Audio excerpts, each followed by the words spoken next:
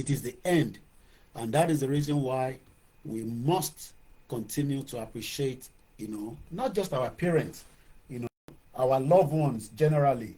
And we not just love our loved ones, we must also love who we are. By loving who we are is the reason why we are doing what we are doing. Because tá a bá nífẹ̀ẹ́ Yorùbá, ṣé Igbo ni kí n nífẹ̀ẹ́ ni àbí Hausa àbí Ṣẹ̀kírì? We can love them, but we must first love, our own selves. So it is a Tuesday evening. We're going to take it slightly. We're going to look at what is happening around the globe. We're going to look at the politics. We're going to talk about almost everything tonight. Almost everything I'm going to talk about. So please share the program. Invite others to do so as well. Ibikíbi tẹ́ bá ti wá ń wò mí, ẹ fi sínú comment section, so that kí n lè ní idea, where you're watching me from. We are live on multiple channels as usual.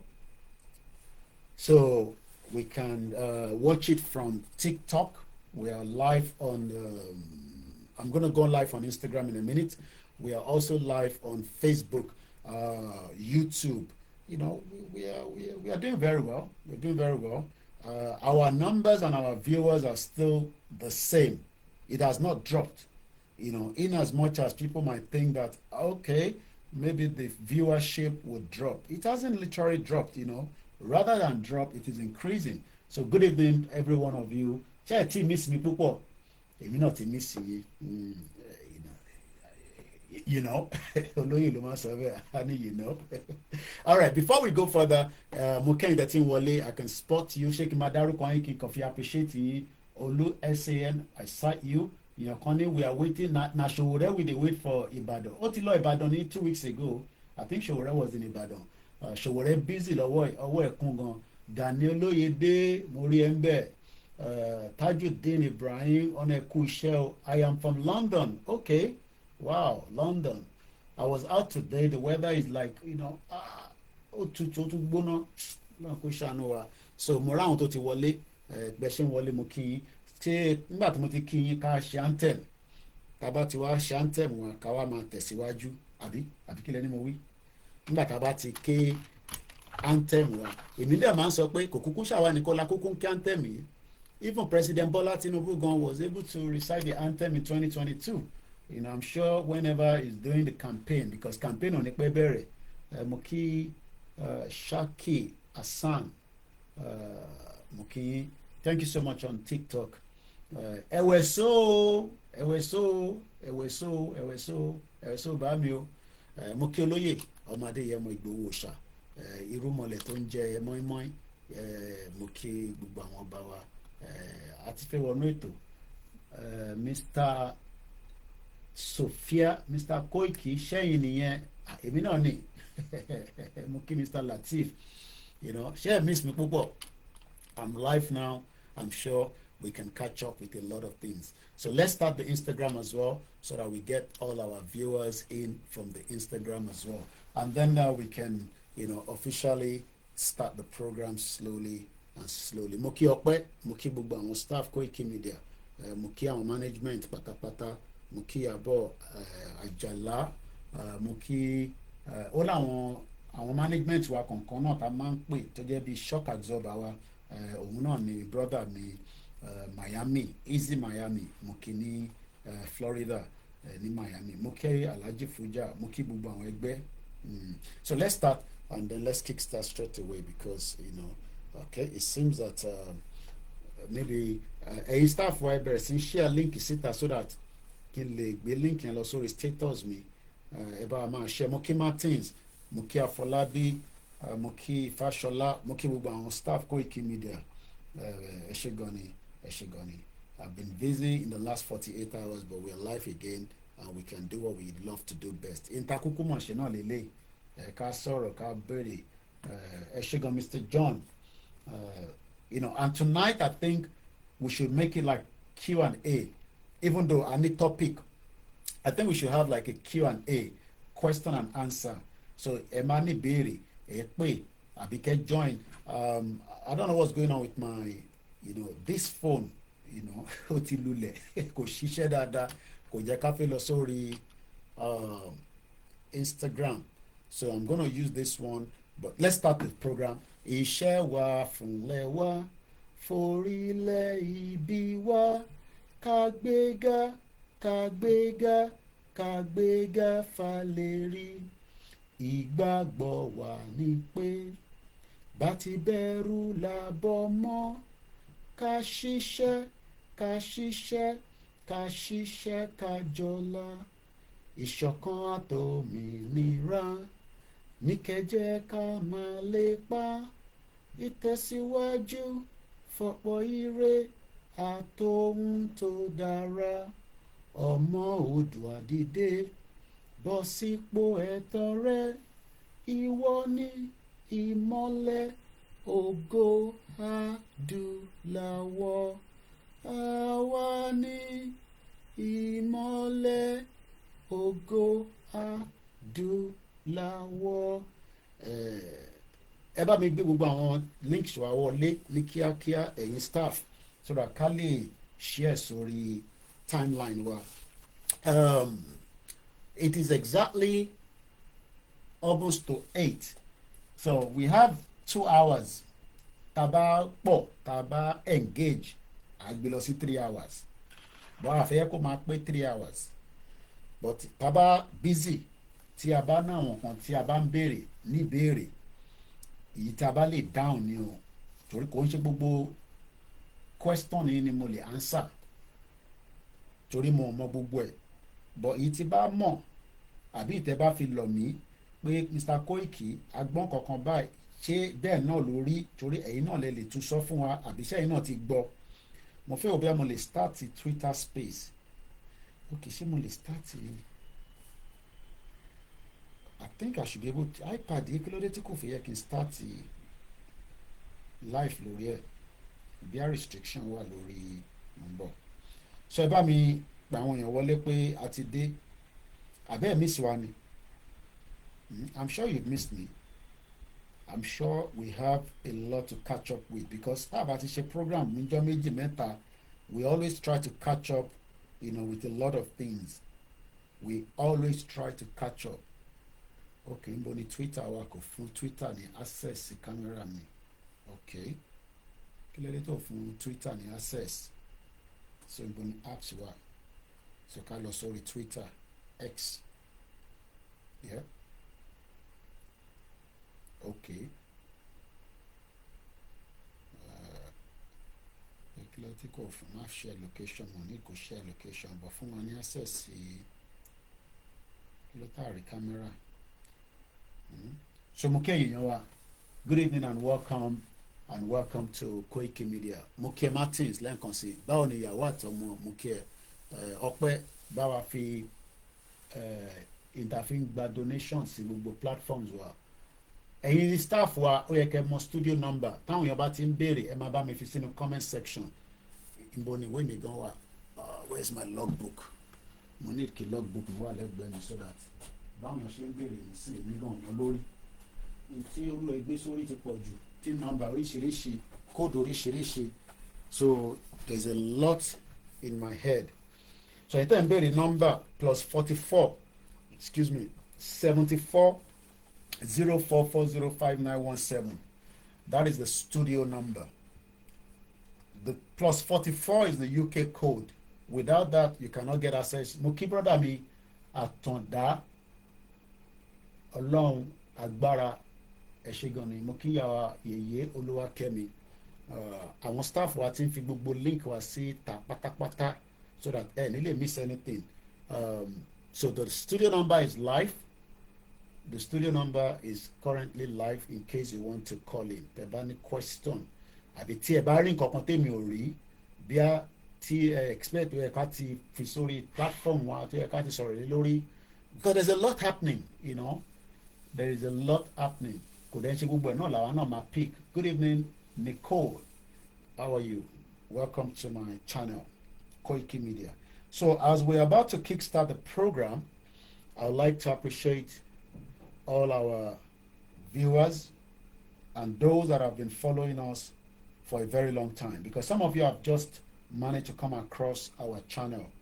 I'm trying to start our Twitter, but for whatever reason we are still not able to start it, but we see what we can do.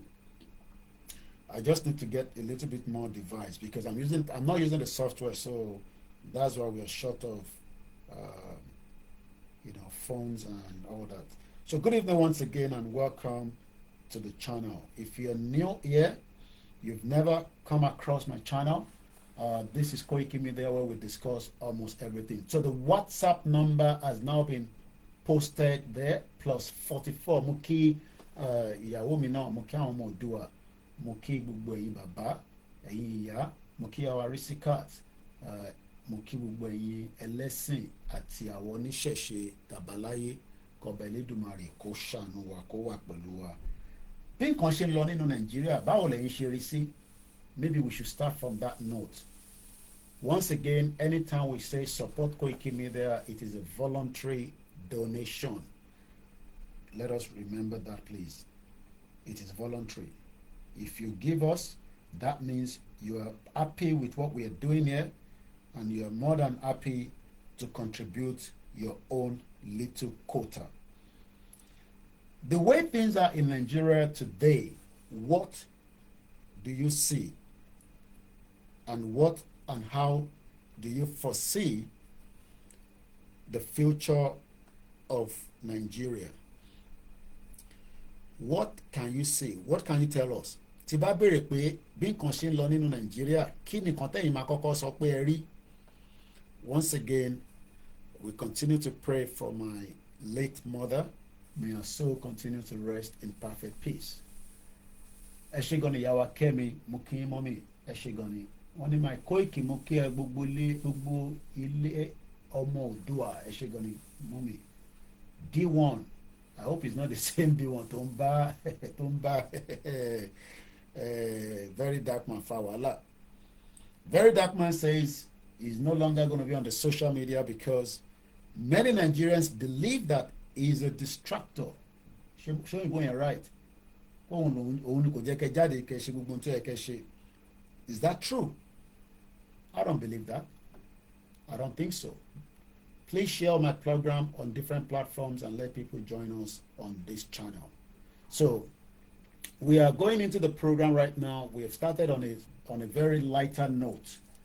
The way things, actually great light quote. Thank you so much for sending me the heart. Thank you so much. I'm very grateful. Eshegon Yawa Kemi, please share. Even if you're not going to be here the whole period of this broadcast, somebody else might stay here because everybody's busy. Victoria, it is a whole house. Thank you so much. You can support us through all our, medium of, account. If you are not too sure, please double check with us. Moke itewa nigwa, mokini ekiti, moki baba, moki baba Professor Adebanji Akitoye. The way things are in Nigeria today, what do you think and what are the probability that the way things are, it will remain so like that, or there are likely to be changes that might be of whatever benefit, whatever you might think of? I don't know, Maybe you want to share that with me. Please power tap because we want the algorithm. So you're right. Power tap I want Tony social media. They might probably Muki brother Milanre Ekusheli and they could the new week. This week is not the last week. This week, tomorrow is the 8th day. According to my iPad, Thursday is St. George Day. If you're going to get a British passport in this country, you must know all these little things. Tomorrow is, okay, I think I should use this one. So, on Koikimedia, St. George Day. St. George Day. Whoever wants to get a British passport, you're going to do what they call Life in UK. The Life in UK allows you to explore and have a wider understanding. Babaoba Eshegoni Mokiyisa, Moki Mugbawa Woli, mo like our White Garment Church, mo like KICC, mo like Kerubu, mo like ìyá àdúrà, mo like gbogbo yín, mo like gbogbo àwọn àfáà náà, mo dẹ̀ like gbogbo àwọn babaláwo. Ẹ má jàjà ẹ̀sìn. But the way Nigeria is right now, what do you think? So St. George Day celebrate annually on the 23rd of April is England National Day. Ó dà pàwọn náà ní Yorùbá National Day. I think we have Yorùbá National Day. Mo kí bàbá wa Stephen Ìdòwú ẹ káàbọ̀ sà. Ó dà pàwọn náà ní Yorùbá Day. I think we have a Yorùbá Day. Come and celebrate Yorùbá Day. I think we have something like that. Let's check. Yorùbá Day. Can't we what is Yorùbá Day now? Yeah, Yorùbá Day is a vibrant cultural celebration observed often around August 20th. So that means what is shading as Ìṣẹ̀ṣe Day to honor Yoruba heritage, tradition, spirituality, and unity. It features traditional attire, music, dance, food, connecting the diaspora and showcasing Yoruba cultural richness. Key aspect, okay. So everybody has their own day, Àṣà Day, okay. Or not long Àṣà Day. The city is busy. Eshigoni, good evening and welcome. It's almost 8 p.m. local time. And tó bá fẹ́ dá sí lórí TikTok, send a request Agbeyin Wale. And tó bá fẹ́ pè, the studio number is live +44 74 0440 5917. So whenever you are going to apply for your British passport, if you have lived in the UK and you want to nationalize, you will do what they called life in UK. I am not talking about I want to BC UK. I'm talking about àwa tí a fẹ́ gba British passport. Ẹ ṣé gan ni ìyá wa Fọláṣadé Olúbùnmi mo fi tọ̀wọ̀tọ̀wọ̀ dárúkọ yín. Wọ́n ní Koikimedia ẹ kú iṣẹ́, ìlú Olúwa á fún wa ṣe, Olúwa fún wa ṣe bẹ́ẹ̀ ni. Èmi lè pariwo títí tọ́lọ́run bá ní kò tí tó àsìkò tẹ́ fẹ́ gba Yorùbá nation. Àṣìwà ní Nàìjíríà tọ́lọ́run bá ní àsìkò dẹ̀ ti tó kò sẹ́ni tó lè dá dúró. Bàbá wa Tibetan gan sọ bẹ́ẹ̀. So thank you so much everyone that is joining us. I have many cameras, that's why ojú mi lọ báyìí. So tí bá gbójú wá báyìí kò ń ṣe pé mo fẹ́ wọ́n ní ojú lọ̀rọ̀ wà, mo kíyà wa Ẹ̀bùn Olúwa. Ẹ ṣé gan ni. Tó bá máa gba British passport, ó fẹ́ nationalize, ó gbọ́dọ̀ ṣe tán pè ní life in UK. Ìjọ kan wà a máa ṣe program lórí immigration, question and answer. So part of the question you will be asked is one is St. Patrick's Day, one is St. George Day. Wọ́n dẹ̀ ní Wales ní tiwọn, Scotland ní tiwọn, wọ́n dẹ̀ àwọn England náà ní tiwọn. So every one of them have their own different celebration annually. But on the 23rd, ìyẹn níjọ́ Thursday, la máa celebrate St. George Day ní UK. So St. George Day is thus annual English National Day, honouring the patron saint. Ó dàbí àtàwà náà tá a máa ń sọ pé a lè ní Ṣàngó, Ọya, Ògún, ó yẹ ká máa celebrate wọn. So there are a lot of things that we might not be able to do as Yoruba people bí nǹkan tó yẹ kó ń wà ká ṣe because a ṣì wà nù Nigeria. But as soon as we are able to have our own system of government or fáwọn kan tó náà fẹ́ regional government, then a lot of things we can start putting in place. So good evening once again and welcome to the live program. Let's look at the topic. I've just highlighted one or 2 points that maybe you might also. Money, it's a Tuesday evening. It is the 21st. Happy birthday fún àwọn tó ń ṣe birthday ní April. Àwa ọmọ May, àwa náà ń gbáradì for next month. Money, politics, the world event, Yorùbáland future. Then Mr. Wale Edun, the former finance minister, yes, is no longer your finance minister. If you are not aware, the news broke about almost 2 to 3 hours ago. Just literally as I was coming into the house, the news was breaking that Mr. Wale Edun is no longer our finance minister. Mukiyawa tí wọ́n ṣe agbátò ètò ti Kogi State. She has been planning this for a very long time, so I was impressed that ó dà pé Kogi fẹ́ outside gbogbo àwọn state tó kù ta lọ. I think so. I think so. I think they did. The reception was top notch, and wọ́n ní tí kinní kan bá ń dún yànmùyàn àwọn kan náà ló wà lẹ́yìn ẹ̀. Mo dẹ̀ dúpẹ́ pé kábíyèsí Ọọ̀ni òrìṣà kábíyèsí owó sọ nígbà tá lọ sí Ilé-Ifẹ̀ pé olóyè ṣeré ìgbà tó ń tẹ̀lé yìí àwọn gangan ló ń jẹ́ kó máa gbọ́ olóyè o. Gbogbo pọ́n pariwo Ìgbòho òòṣà Ìgbòho òòṣà, àwọn tó ń tẹ̀lé ẹ̀ yìí àwọn tó ń tẹ̀lé àwọn yìí kò ń ṣe Koikimedia nìkan, àwọn ló ń jẹ́ kó máa gbọ́ olóyè.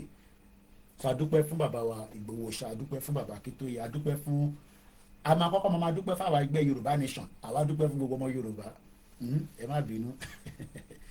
So mo kíyà wa grandma ni wọ́n torí wọn kọ́ àwọn náà wọ́n wẹ ọwọ́ lómi ní gbogbo last year. She's currently still at home. Àwọn ni the backbone of that Kogi State event tí gbogbo yín rí yẹn. So anytime tá bá rántí Kogi State, tá bá rántí pé olóyè lọ sọ́dọ̀ àwọn family Tolúlọpẹ́, we've been planning it for a very long time, but torí olóyè wà ní exile a rẹ̀ fẹ́ yọ lọ síbẹ̀. Àwọn náà ń pè ní ìyá wa ìyá lálùbáríkà Ellen Ọbáfẹ́mi. I'm not going to tell you what she does in the UK, but these are Yoruba that we should be proud of. Tó ti serve ìlú yìí, wọ́n dẹ̀ ṣì ń serve ìlú yìí, but I won't tell you where she works. I know where she works. We're pleased and happy to have many of them like that. Mo bá dádì wa kan sọ̀rọ̀ lénìí, bàbá wa Fújà, àwọn náà wọ́n ti serve ìlú yìí in the public sector. Mo rántí bàtà lọ sí Manchester ní 2 years ago, táwọn ìyá wa kan invite me, àwọn náà ní OBE. So we have a lot of Yoruba people that also have OBE àtàwọn honourable kìíní. Kún ìmọ̀ pé 100 years, but ìyá ti ó ti wàjà, but ọmọ ẹ̀ náà máa celebrate it. So this evening we're looking at politics. We're going to look at many things around Nigeria. Kí ni reason tí I thought they say Yoruba nation is dead? Is that true? Ta ló bá mi sọ̀rọ̀? EL, is that your name? Ṣọmọ Yorùbá ni àbọ̀mọ Igbo? What do you think? Do you think Yoruba nation is dead? I'm asking you the question back. Do you think that Yoruba nation is dead? Mo kí bàbá Fatai Adesina.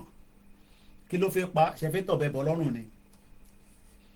Okay, somebody has sent a request. Ẹ ṣé gan bàbá wa láàrin wọ́n ti fún mi ní gift.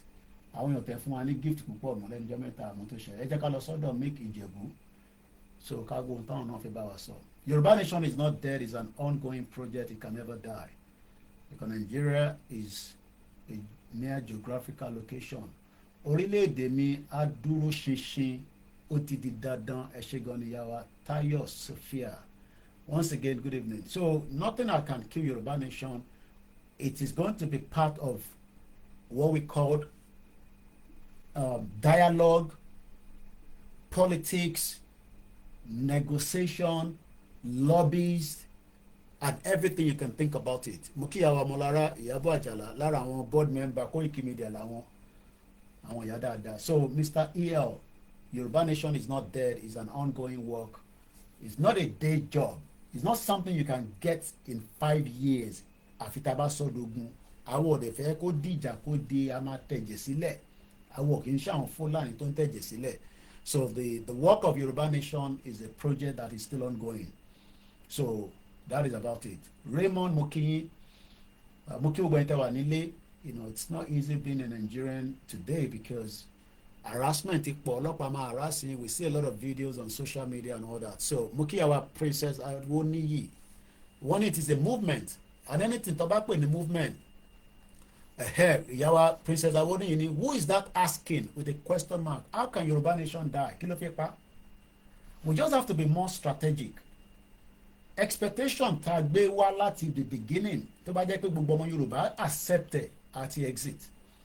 But nígbà táwọn ọmọ Yorùbá kan accept it pé no, bẹ́ẹ̀ ṣe fẹ́ ṣe yẹn, ẹ̀yin kọ́ lẹ máa dictate, ẹ̀yin kọ́ lẹ máa ṣe báyìí, ẹ̀yin kọ́ lẹ máa ṣe báyìí. While we are asking for Yoruba nation, some of our Yoruba people are still involved in the Nigerian politics.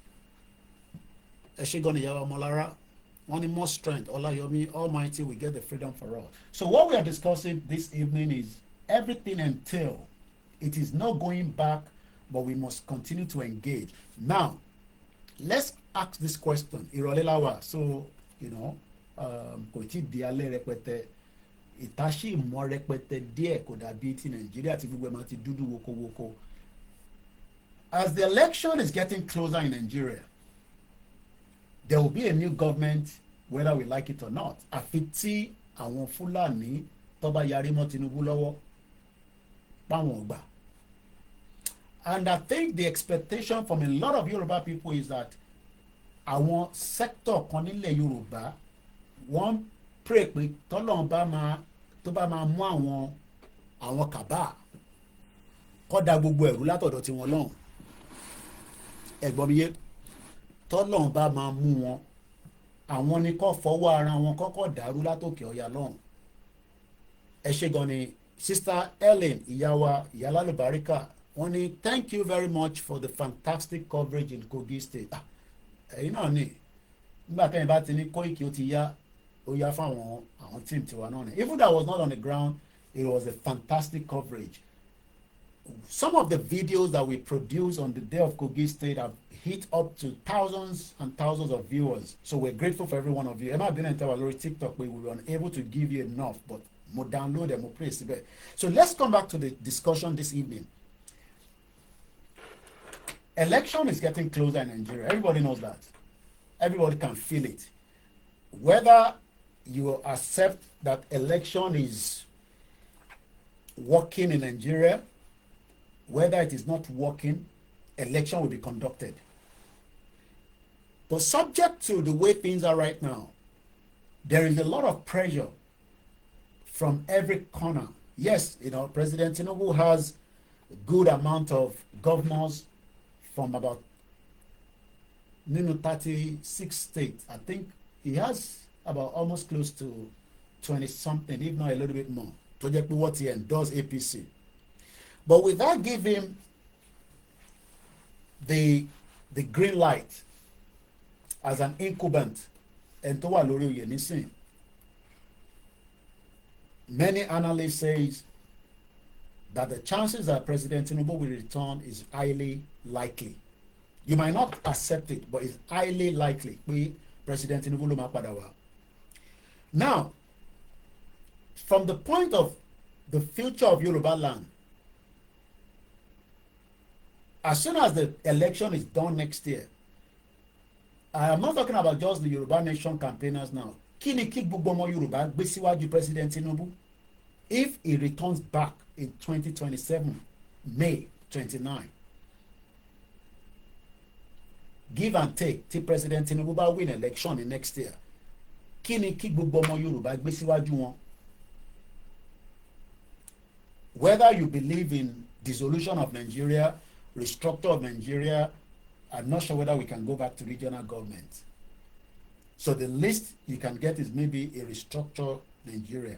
But kí ni expectation ni gbogbo ọmọ Yorùbá àtọba o àti ìjòyè o àti kí ni expectation wa tí President Tinubu bá padà wá? Ṣé mọ̀ pé ní first tenure the expectation was a little bit lighter because everybody knows that he might not be able to do anything the first tenure. And the first tenure is completely done now. Anybody saying that there's governance now is a lie. Again, if you're just coming on the program, I can tell you the breaking news that Mr. Wale Edun has been relieved of his position as the finance minister. Bàbá tó control ọ̀rọ̀ owó. Lọ́la yìí tẹ́ wà ní UK, there is going to be a lot of disruption. This is a breaking news. It's going ahead as planned. There's going to be a tube strike. Ẹgbọ́n mi ẹ̀yin tẹ́ wà ní London, ẹ̀yin tẹ́ wà ní England, let me put it that way. Ẹ̀yin tẹ́ wà ní Nigeria mọ̀ ń bọ̀, ilé wa important fáwọn èèyàn tèmi náà ní London. Òun lọ bí iṣẹ́ láàárọ̀ ọ̀la 6 ló máa ń resume. O máa wá mú train kan tó máa connect. You will not get train services tomorrow from the news coming out that have just been sent by TFL as I speak right now. Ìyẹn wà important ká kọ́kọ́ sọ̀rọ̀ yẹn torí ibi ìbàlẹ̀ làwa ń gbé ibi ìbàdàn láti máa rí owó tá a máa fi ránṣẹ́ sílé. So tá a bá ń sọ̀rọ̀ nípa strikes, àwa náà máa ń strike nílùú yìí. So if you are living in the UK, this is message for you. Whether you have an hospital appointment tomorrow, whether you have to travel from point A to point B, ẹ fẹ́ lọ sí Heathrow, ẹ fẹ́ lọ pàdé èèyàn, ẹ farabalẹ̀ kẹ́ gbọ́ bí tí mo fẹ́ bá yín sọ̀rọ̀ yìí. Ó ṣe pàtàkì kẹ́ gbọ́ torí pé ó máa ní impact. Ẹ lè prepare, ẹ lè plan bí ẹ máa gbé Uber débì kan ni, bí ẹ máa tètè wọ bus. Torí mi mo like bus. I love going on the public transport, even though I love to drive. So this is the latest news coming from Transport for London. Òun lélẹ̀ tí mo fẹ́ fi wọ̀n wáyé ń bọ̀.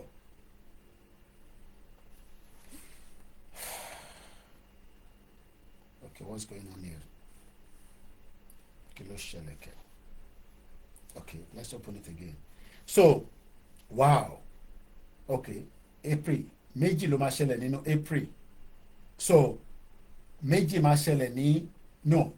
Mẹ́rin ló máa ṣẹlẹ̀ ní irọ́. Mẹ́rin ló máa ṣẹlẹ̀ ní April o. Gbàásgbòs gidi ni o.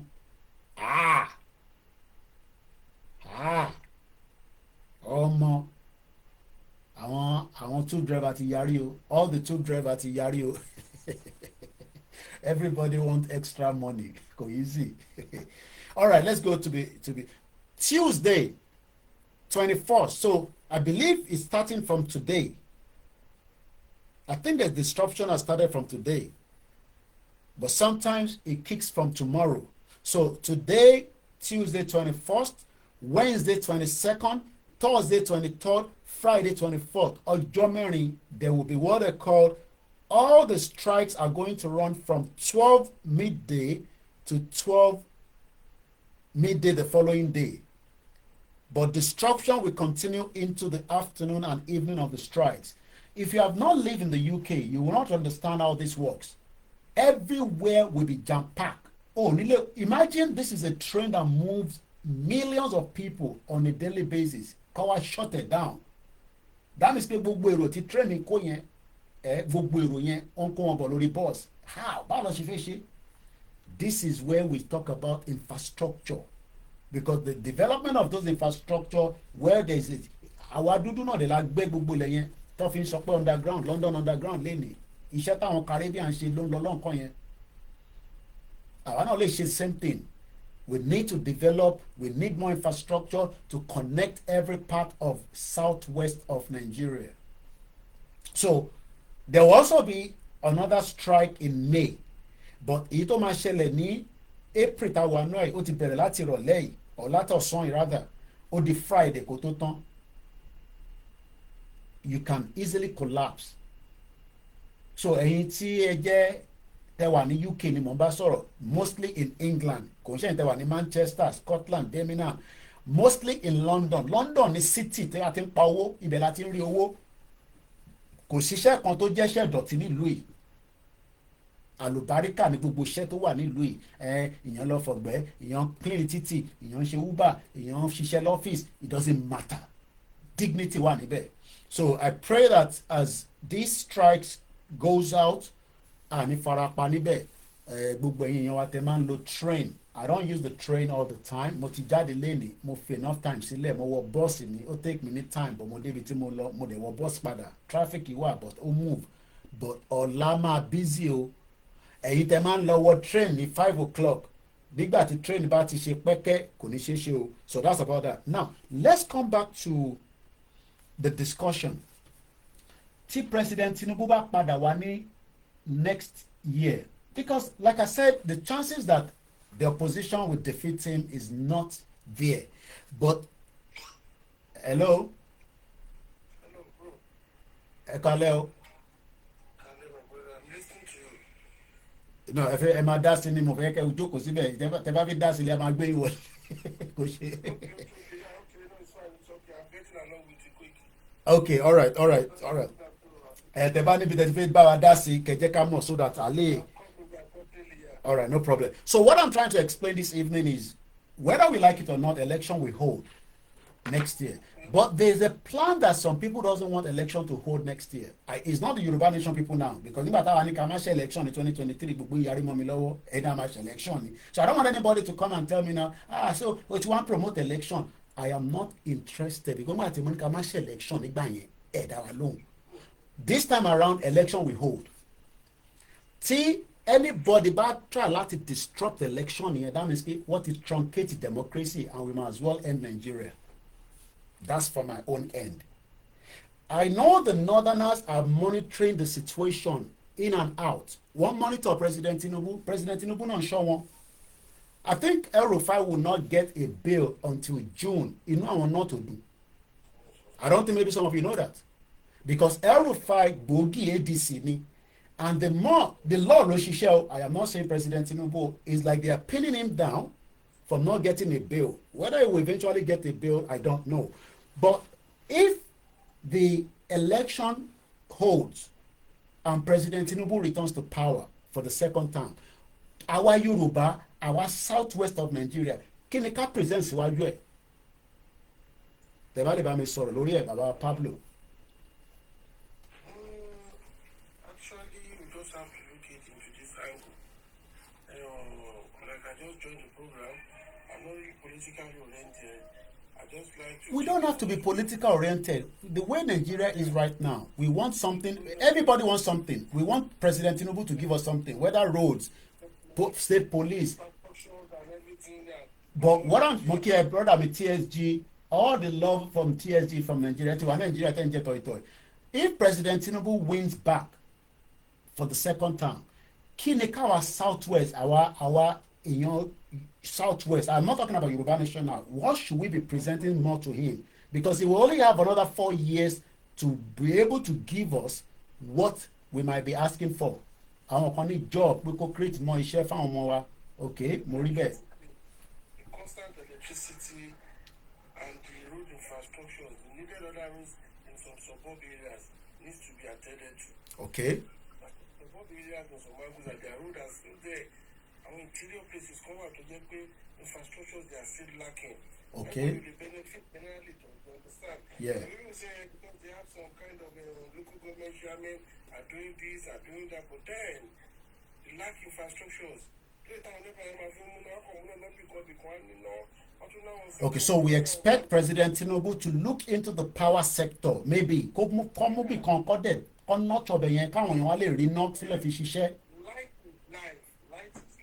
Okay.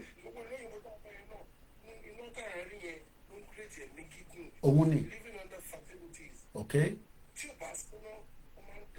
Mr. Larry, state police, why? Very, very important. President Tinubu must look into the state police, very important, independent of the federal authority. Okay? TSG, is all this issue Bola Tinubu wahala? Okay? I want to say President Tinubu ni wahala gbogbo ki issue tan so yi. So we must hold. I was listening to channels yesterday, Wagbe Jandowa. He was talking about the governorship, candidate that they're going to elect or select or appoint in Lagos State. Governorship aspirant. So what I'm talking about now is the bigger picture, not just the picture of state police. We're looking at the bigger, wider picture for Yoruba people. And when we talk about Yoruba, we're looking at our future in Nigeria. If we're going to remain in Nigeria, at what ground? What are the bargaining chips? Because at some point power will return back to the north if Tinubu finish in 2031. I think Okonba Shele before that. So okay, Mr. Pablo. Let's go to Omo Aki. Eba mi sọ̀rọ̀, brother mi Omo Aki. Etigbon bita sọ̀rọ̀ dey so far. Again, if Tinubu lose the election, we still have to negotiate and dialogue with the next president, whether Atiku, Peter Obi, Kwankwaso. But for now, the incumbency are always chances of coming back in Africa. So, Omaki, eba sọ̀rọ̀. Mo ń gbọ́ yín sà. Ọlọ́run ló ń tò. Àkọ́kọ́ ẹ̀ sà, ṣe rí èmi máa ń fọ́lù kọ̀ọ̀kan, mo dẹ̀ ti ń fọ́lẹ̀ láti nǹkan bíi 2014. Based on Nigeria politics. Ẹ tó bá sọ ẹ bá mute mọ́lẹ̀ ẹjọ́. Mo dẹ̀ ti rí a lot of àríṣà lórí ẹ̀. Okay. So suggestion mi wá ilé sà pẹ̀lú bí mi ṣe wòye gẹ́gẹ́ bí ọmọ Yorùbá tẹ̀mí jẹ́. Okay. I don't care about Nigeria as a whole. Okay. Because inú ọ̀tí bá ti sọ pé àwọn ò ṣe nǹkan wọn ò ṣe nìyẹn.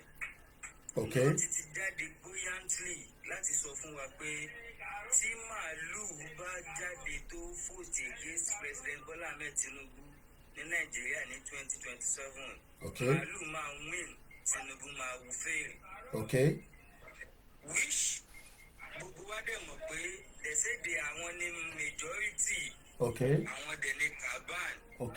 So right now, ṣó dìgbà tí bàbá wo bá wá padà wọlé ní 2027 kan tó lè fún wa ní state police tá a fẹ́ láti má pa wá mọ́ ní Kwara, láti má pa wá mọ́ ní Ọ̀wọ̀, láti má pa wá mọ́ ní Ìfìgbì. Kí ló ń ṣẹlẹ̀ láàrin oṣù mẹ́fà tó sì kù before 2027 yìí sá ọ̀gá mi sá? Okay, so point in this is President Tinubu still have work to do before 2027. He must not forget that there is still work to be done.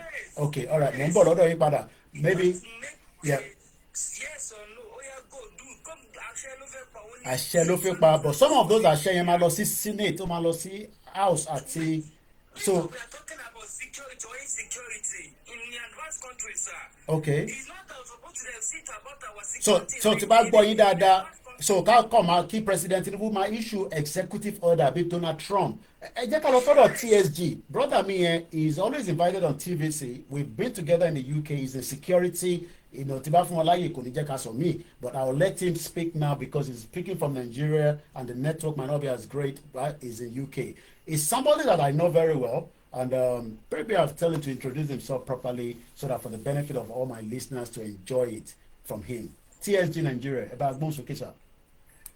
Yeah, Yomi Ekale, sir. Muki. Nigerians listening to me, Ekale. Mr. Yomi, you got it a bit right. But it's happening in Nigeria, but in London. Adúpẹ́ fọ́lọ́run, Oda. Okay. No, Adúpẹ́ fọ́lọ́run kò ní kí n wá in the first place. Okay.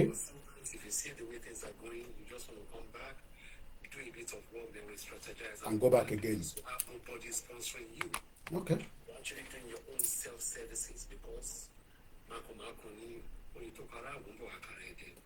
like I said, state police is already a dead project on arrival. Either we like it or not, and if anybody feels state police marathon, ask me why. In general, to create order for individual states who do a best in Shara Joe, I want to fetch state police in Kosio, because of that, she wants to divide here already. What percent of the federal police who are right now will be the federal police, while 60% of the present police. Thank you, Ricky Giant. Police. Okay. And they now give a good, clear understanding of 60 months for it to happen. So that simply means our 30-31 or beyond will get it right. Right. So that simply means again, state police, as we speak right now, is a dead project on arrival. Either we like it or not, it is what is going to happen. Because I want to call a panel, no committee, to look into state police or whatever we call it. I don't see any serious possible on that. I think for our bank. Tunji Disu is a friend of mine. I know him very well, and it's so unfortunate. But because he too wants the power, he wants the position, he wants that name. That is the peak of his career. Only choice. Okay. It is not as if state police cannot work. Only shit. The money is there, the ideas are there, we have people that will make it happen. But it has been already politicalized, and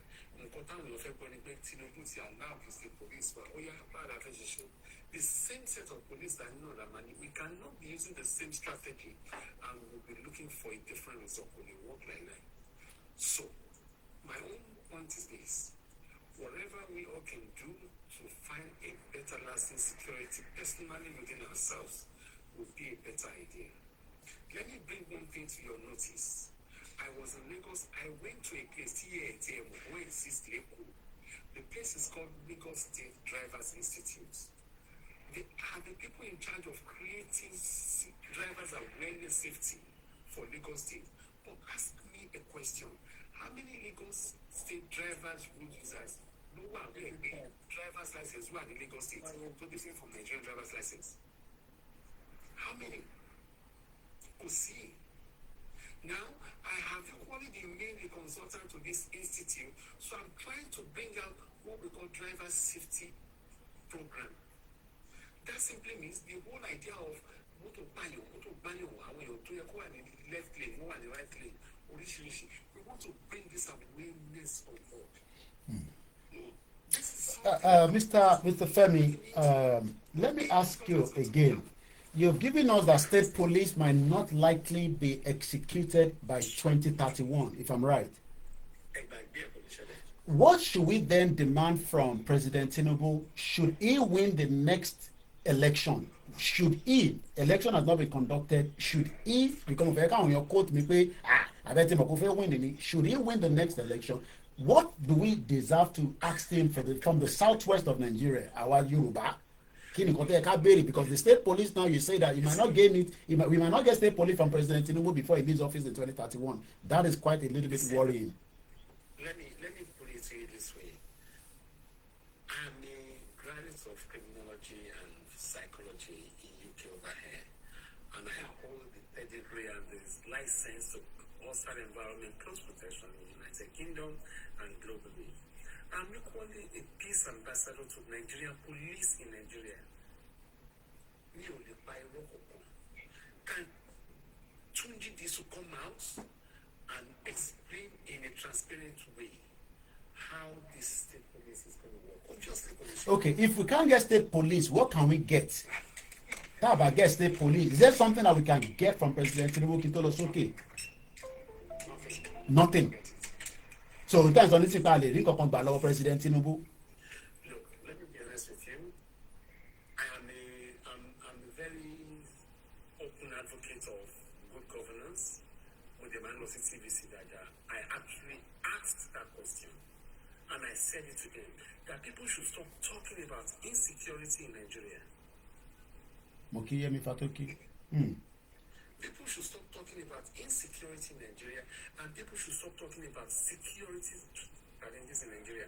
What we have in Nigeria is security business. Simple and short. Wow. This is a little bit concern for some of us. I think I was okay, Mr. Edun Mandate. You've listened to some of the speakers. Maybe you're coming from another angle. Maybe I should repeat myself.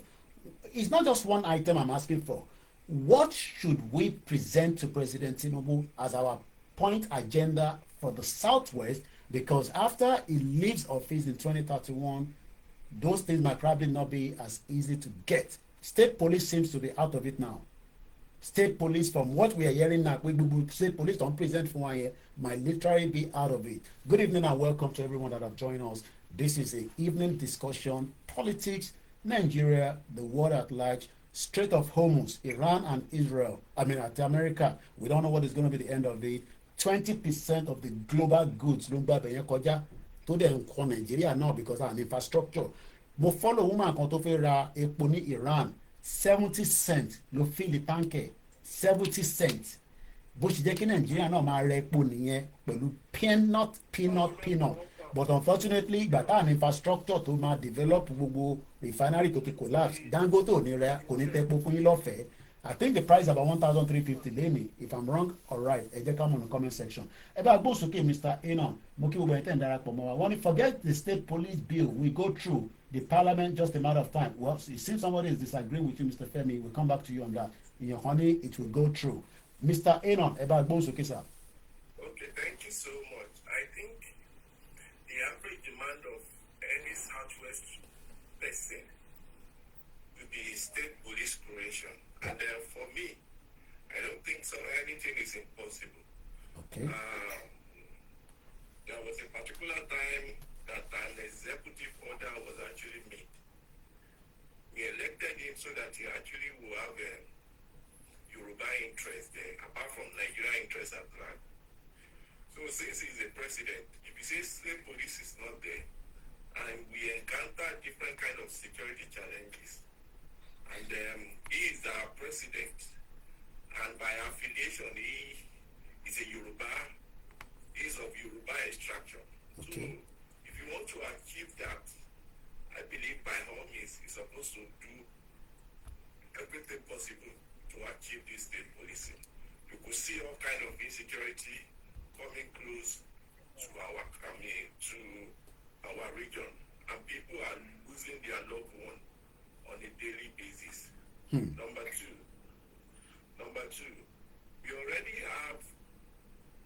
structure development in all the six southwest states.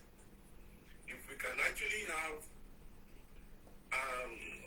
a sort of strengthening a law that will actually be passed to strengthening our regional structure so that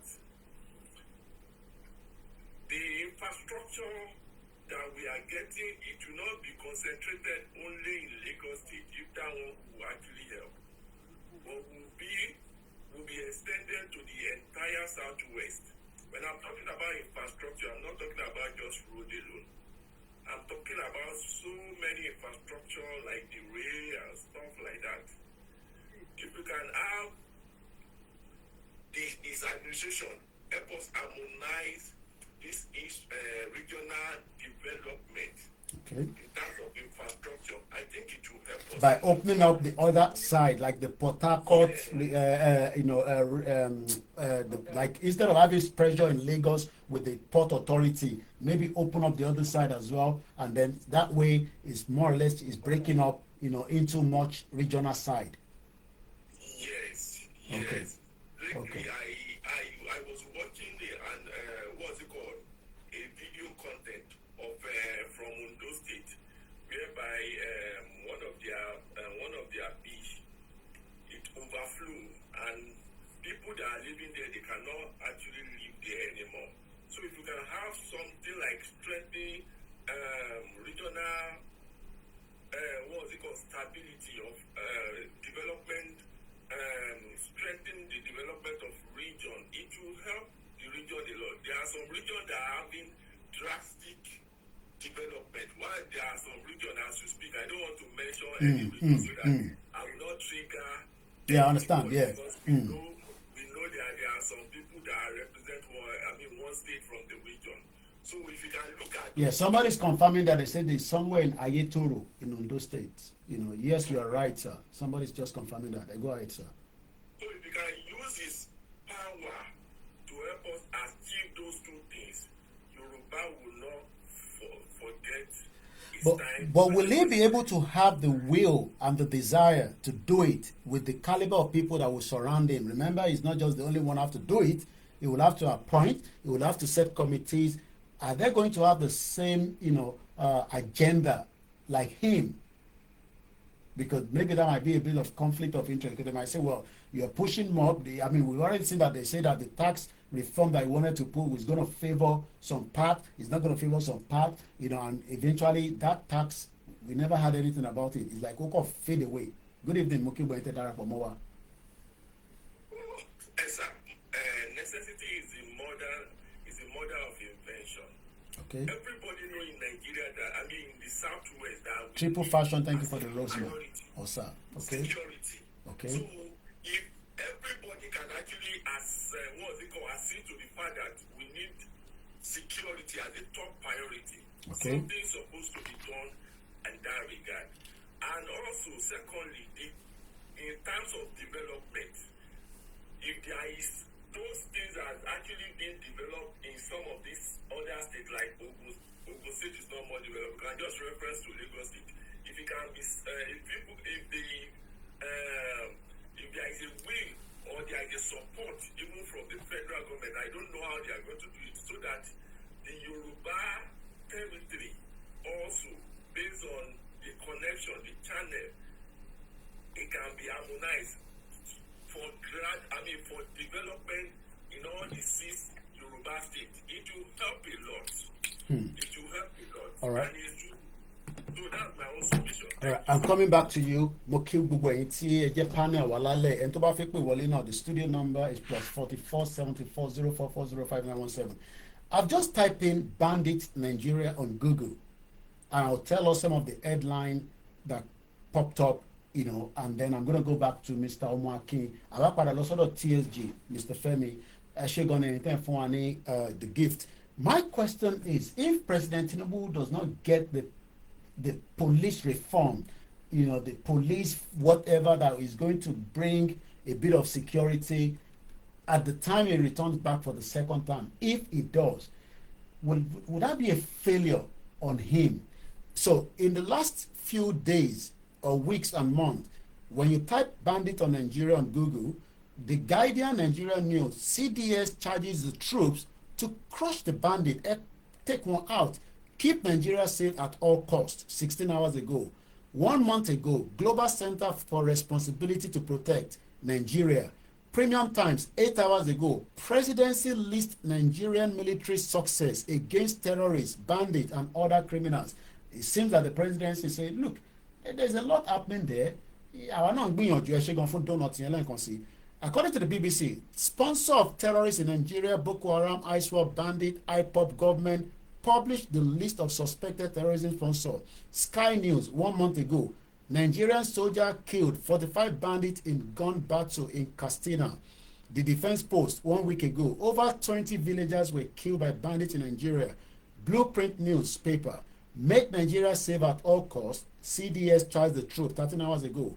The same message coming from the Independent News Nigeria. CDS orders the troops to intensify offensive against bandits. Then 6th of January, New Year bloodshed as bandits tied up and massacred 42 men and set the village on fire. Omar King, would President Tinubu fail to give us a state police? What could be the end? Mr. Olatunji, the comment that came in says, and I quote, the armed forces or army are fighting hard against these terrorists, but it seems omi only Tinubu is cannot omi pọ̀ jọ kàn lọ. Mr. Makin, ẹ ti rí àwọn headline tí mo jù síta bí àkànnú ẹ̀ tí ó máa trigger yín á wá padà sí ṣé President Tinubu bá fail tó bá fún wa ní state police. Mr. Femi sọ pé kò likely àwọn kan challenge wọn. President Tinubu can use executive order, maybe like Donald Trump is using it in America. Why not? You know, as long as it's going to protect the lives of Nigerians, even tá a bá ìtẹ̀tí ìpín kúrò lára Nàìjíríà kò ṣáà dákọ́ máa pa àwọn èèyàn wa. Kí lè rí sísà? Sir, Koiki, for the second time, tí màá tún repeat, sir. Ṣẹ́rí, Rabá ń tọra wa, à ń tọra wa ni. Tí unity bá wà ní country tá a wà ìtàgbẹ̀ ní Nàìjíríà tí bàbá wa Tinubu jẹ́ president lè lórí, as far back Tinubu regime, this has supposed to be done before now. Ó yẹ kí nǹkan yẹn ti ṣe é ṣe kó tó dì sìn. Okay. So, ohun tí wàá fi jẹ́ kó ṣe ṣe láyé bàbá yẹn, tó wá jẹ́ wípé nígbà tí àwa ń jà fún Yorùbá nation. Okay. Ẹgbẹ́ ọ̀tá ni bá mú. Ọtí mọ́ṣẹ́ wọlé mi. Àwa ń jà fún Yorùbá nation. Okay. Wọ́n ṣàwà lọ ọtí nípa wa ń béèrè fún pé a fẹ́ lọ. Wọ́n ṣàwà fi aláwọ̀ bàbá wa Tinubu. Because nígbà tí mò ń padà ń gbọ́ scenario yẹn pé if not because we call for Yorùbá nation. Thank you, Fresh Mazino, for the gift. Okay. Which northern people decide to give Tinubu because we have for Yoruba nation. Okay. Do you see the logic, sir? Okay. Okay. Now, what you want to sọ pé bàbá wa Tinubu, whether we like it or not, kò lè ṣe again mọ́. I want to accept because the minority won't pay Igbo, which is not in the eastern part of Nigeria. Okay. We don't want to any southern part, stand big. Okay. So, what that one south in the ní security gbọ́dọ̀ secure ní Nàìjíríà as a whole. Why? Ṣé àwọn dàsí yẹn wọ́n ń ṣara wa ni? Ṣùgbọ́n àwọn tí wọ́n ń terrorize àwa tó kù, àwọn sọ pé àwọn ò ní problem, àwọn làwọn ní weapon tí wọ́n ń lò lọ́wọ́. Làwa tá ò ní weapon ṣe ń béèrè pé kí bàbá wa fún wa ní security lọ́rùn ọyàn kó tó di pé wọ́n padà gbé bẹ̀bálẹ̀ bóyá wọ́n máa padà gbé fún àbí wọn ò gbé fún wọn. Torí kò ṣúọ̀ pé wọ́n lè gbé fún àwa tí wọn. Ṣùgbọ́n kí ni kó jẹ́ fíìtì wa tí wọn bá padà gbé fún wọn. Òun ni kótó àtàjọ ń gbéra wa sà. Ọpẹ́ ra ẹ̀tẹ́ ẹ̀ka ìsà bẹ́ẹ̀ ló ṣe rí. Okay. Kódà. But kí ni outcome ẹ̀ at the end sà? Òun ni à ń béèrè lọ́wọ́ ara wa. Kí ni outcome ẹ̀? Eshigoni. Mr. Femi Arotokun, before we go to the army upstairs there, I want to come back again to you. You've listened to the argument, and we can continue to talk and talk because that's what we have done for many years. Go to the power table, completely Yoruba Nation. We've been doing this kind of talking. You've been to my studio on Star Radio. I've invited you. You have spoken to Archie. We have been really talking, even before Yoruba Nation self-determination campaign. But you are giving us some kind of information tonight that some have said, no, it's not likely that the state police will eventually come through.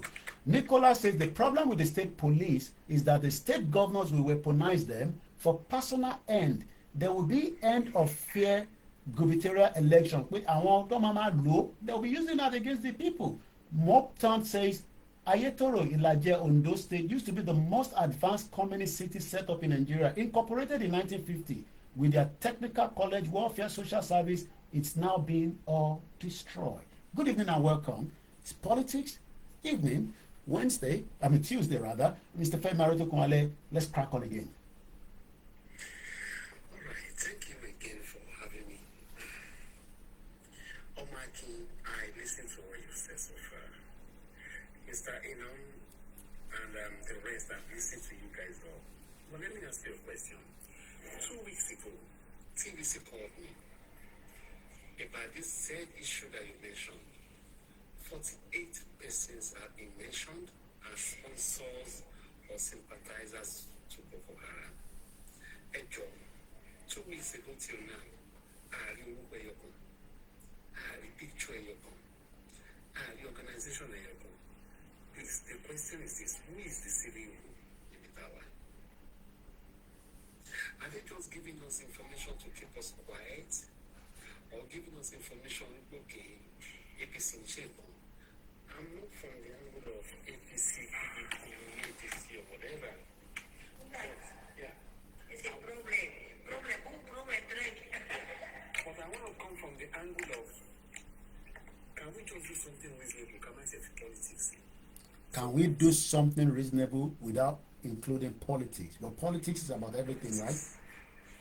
Yeah. Even the politics right here is about everything. Because people are saying, oh, the fantastic police there, our governors mad. Governors say look at the 8 years. Mr. Femi, I want to ask a question. Sorry to come through like this. Are we having issue with food security because of the insecurity? Shetorika and insecurity does affect the food security or is it completely different entirely? We are mixing things up. Mr. Koiki, I can remember 2015 or 2016. I came down Easy to dollar to meet up with you. And your sister was actually at the new West Ham Stadium, which happens to be the Olympic Park Stadium.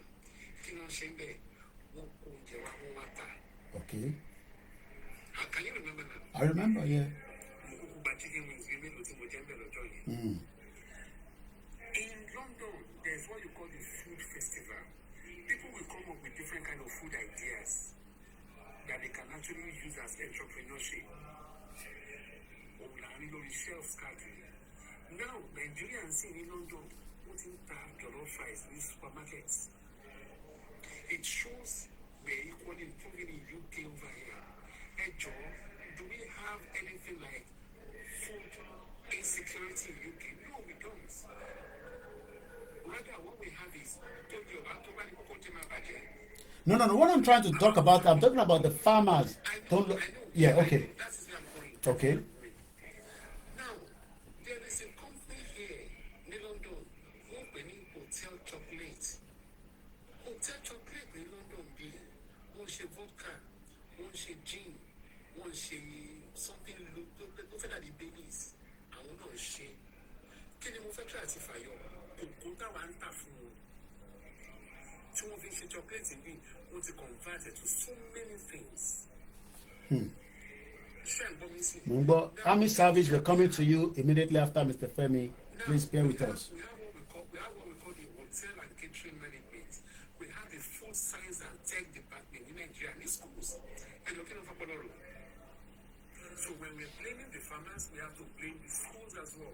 Now, what exactly are they using all this? But are the farmers secure enough? Because we're hearing a lot of our farmers are getting tired of not getting enough support, apart from the insecurity that they have been facing. Plateau State, Benue State, food basket of Nigeria. The farmers that are not getting security support is down to two reasons. Okay.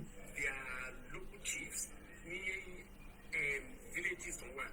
Because now there's so much mineral resources now we want to discover in so many places. Okay. So now there's a conflict of the mineral resources and the farmers that are trying to plant. Absolutely. And so there are some individuals that wants to tap the mineral resources.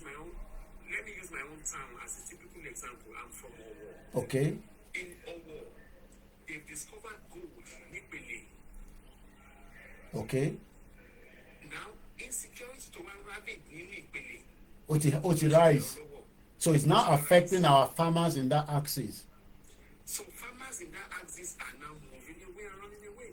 Okay. It's going to be producing all these foods. Okay. All right. I'm coming back to you because according to the Independent, 13th of April, Nigerian food price surge again in April 2026, worsening cost of living crisis. We did a cost of living on our program some few days ago. Lagos, food prices across Nigeria has tightened further in April 2026, deepening pressure on households already grappling with high cost of living. Fresh market checks and retail data suggest that the upward trend seen earlier in the year has not only persisted but intensified in the key urban cities, particularly Lagos, as the bag of 50 kg rice has climbed to 61,000 naira, marking a notable increase from 56,000 in just January. Army service, I don't know which side you're going to come from. You've listened to some of the other panels that have spoken on the platform. Let's hear from you. Good evening, sir. Good evening. My name is Razak. Welcome, sir. Ẹ káàbọ̀, sir. Ọba Elédùmarè ló ń tó kò ń ṣàwà. Yes.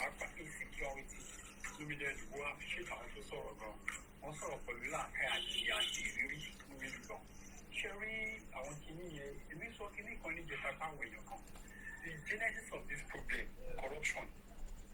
Okay. Corruption links to social EU. Okay. However, education state consider federal this state will go share more government security votes every month. Okay. Every month. Báwo ni wọ́n ṣe ń ṣe, báwo ni wọ́n ṣe ní owó yẹn. Agbọ́dọ̀ ẹnìkan pé owó yẹn kún wọn kì í bí wọ́n bí wọ́n ṣe náà. Ẹ ká bí àwọn tó wà ní diaspora pé ẹ bá wa bí wọ́n pé ṣé ìjọ tó kò yé àwa níbẹ̀ yẹn pé ṣé táwọn èèyàn bá gba security votes lọ́dọ̀ tí wọ́n máa ń lo bó ṣe wù wọ́n. Ṣé rí kíní kan lẹ́ẹ̀kejì tó yẹ kó sọ ní pé kí bàbá wa bá kú bẹ̀ yẹ Tinubu. Yes. Ó ṣe wá ń jẹ́ gbogbo àwọn ex-president wa tó bá kúrò níbẹ̀ wọ́n máa ń regret. Had I can be there again. Go buy me back she mother. Okay. Baba wa so ex-president wọ́n bá fún wọn regret la mọ̀ pé àwọn díẹ̀ káwọn ṣe. The same as well like the same thing. Jonathan no àwọn kò regret. Ẹ má bínú sá. Wọ́n sọ̀rọ̀ problem yìí kò bá ti máa solve. Bóyá kò bá ti dé ògbó ìsèjì. Tí wọ́n hold national conference lójú àkọ́bá yẹn Jonathan. Confab, yeah, we had about it. Baba yẹn regret gbogbo implement ẹ̀. Òjò ní padà sí tí ìgbà ṣe mistake kò lè padà síbẹ̀ yẹn mú tí tó fi máa kú. Bẹ́ẹ̀kọ̀mà. Ṣé understand? Ó regret mo jẹ́ tó sọ ẹ̀kọ́ ní onímọ̀ọ́sì láti sọ. Mo fẹ́ kẹ́ ní mọ́ọ̀t kẹ́ tó sá lọ. Mo fẹ́ bèrè ni pé what should we put kí ni ká put síwájú President Tinubu if I see they use the word if he returns back for the second term? Should we be to posted police, more infrastructure in the southwest, or how should we think about it? By the time he leaves the office, you're already saying that. I remember Jonathan saying that we have that video. My play tabati sọ̀rọ̀ tọ̀bọ̀. Mo fẹ́ kí táwọn béèrè yẹn kẹ́ tó lọ. Ṣẹ́rí mo ti sọ kìíní kan pé corruption ẹlẹ́ẹ̀kejì tó máa lè fún wa ní state police wà wà. Okay. Àtìmọ́lẹ̀ náà kò sí tó ní advantages tí ó dẹ̀ ní disadvantages ẹ̀. Pẹ̀lú wà káàkiri àgbáyé. Okay.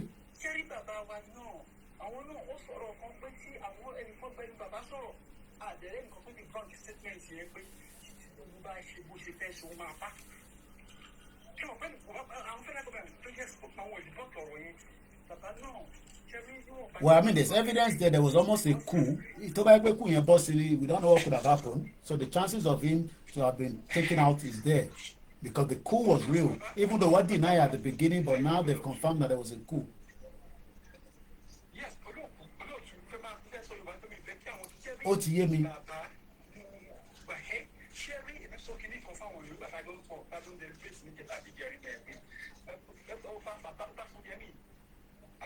Tinubu, commander in chief of armed forces ní kí ló dé sí gbogbo insecurity ṣùgbọ́n tó wá escalate yóò ṣe ìṣàkóso gbogbo àwọn tó tẹ̀sán. Okay. Kí ló dé tí wàá kó òṣèlú àmẹ́tọ́? Ó bẹ̀rù àwọn maintenance ní State police.